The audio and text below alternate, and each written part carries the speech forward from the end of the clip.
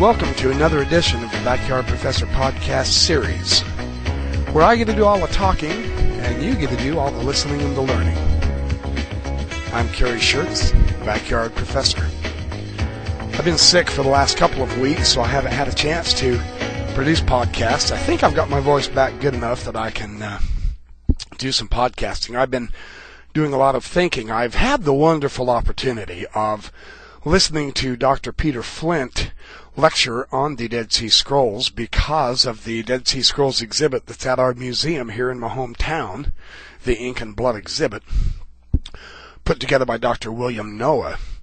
And we've had various assorted speakers, Dr. Noah himself, as well as Don Perry, very famous Dead Sea Scroll scholar on the books of Samuel in the Old Testament, as well as on the book of Isaiah.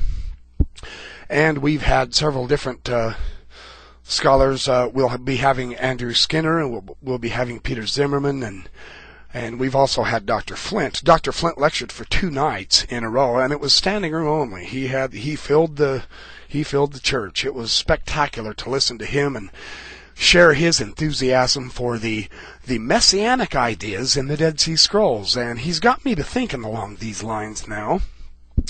He is the Dead Sea Scroll scholar responsible for the editing of the great Isaiah scroll. He's up there at Trinity Western University up there in Canada with Martin Abegg. They've authored the Dead Sea Scrolls Bible along with Ulrich. And Dr. Flint is the editor of the series of texts, Studies in the Dead Sea Scrolls and Related Literature. I was able to purchase the Bible at Qumran, Text, Shape, and Interpretation, where several different very fine scholars have discussed some things about the Bible at Qumran that I want to share with you today. And he's also authored the very interesting book with James Vanderkam, The Meaning of the Dead Sea Scrolls. And it just covers everything. Just recently, this one's out in 2002. I was fortunate enough to get him to sign my book, To Kerry, Best Wishes, Peter Flint. I think that's kind of fun. And I also got him to sign my other book also, the Dead Sea Scrolls Bible as well. Well, Dr. Flint discussed several different aspects of the Messianic idea in the Dead Sea Scrolls, and this has become very, very popular indeed.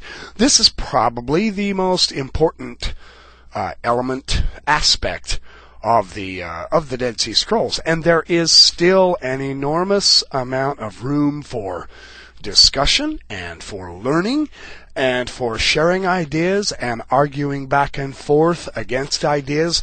We are still in the process of refining and redefining and contextualizing, as well as simply understanding. Since the scrolls were released in the early 1990s, an enormous amount of information has come out. One of the very first texts, the Dead Sea Scrolls Uncovered by Robert Eisenman and Michael Wise. This was Element Books. This came out in 1992. They brought together several different fragments, 50 different fragments and translations of those fragments. And since then, things have been really kind of rolling along. There have been a lot of new materials coming out. And when Dr. Flint discussed the implications, the ideas of the Messianic concepts in some of the fragments, as well as he discussed the Aramaic Son of God fragment, and he discussed the Messianic Apocalypse, what they call the Messianic Apocalypse in the Dead Sea Scrolls, 4Q 521. He said, what I'm sharing with you is dynamite. Now, we've learned some interesting things about early Judaism because of the Dead Sea Scrolls. One of the very interesting developments that we now are becoming better and better attuned to is we're well aware that there were scribes, Pharisees, Sadducees. Of course, I mean, these were Jesus' opponents as the New Testament sets it up. And he is constantly wrangling back and forth, and they appear to be constantly trying to stump him or thwart his plans or ideas. And when he performs certain types of miracles or teaches types of doctrines. Of course, it seems to be in the New Testament setup that Jesus is always either angering them or stumping them or really making them gather together and say, how are we going to get rid of this Jesus fellow? Now, Christians, of course, we Christians, we have been understanding Jesus in the light of Messianism. We've understood that there is a rabbinic Judaism, of course, and we know that there were different facets and branches. One of the real interesting developments because of the discovery of the Dead Sea Scrolls, as Dr. Flint noted in his lectures, we now understand that there was, in the developing phase, a Messianic Judaism. And this Messianic Judaism had some really quite interesting ideas about who the Messiah was, about what types of actions he would perform, what he would be like, what kind of characteristics define this particular Messiah. Now, one of the finest studies that I personally read, that I think is very important to keep in mind, James H. Charlesworth, he edited a very fine text, Jesus and the Dead Sea Scrolls, The Controversy Resolved.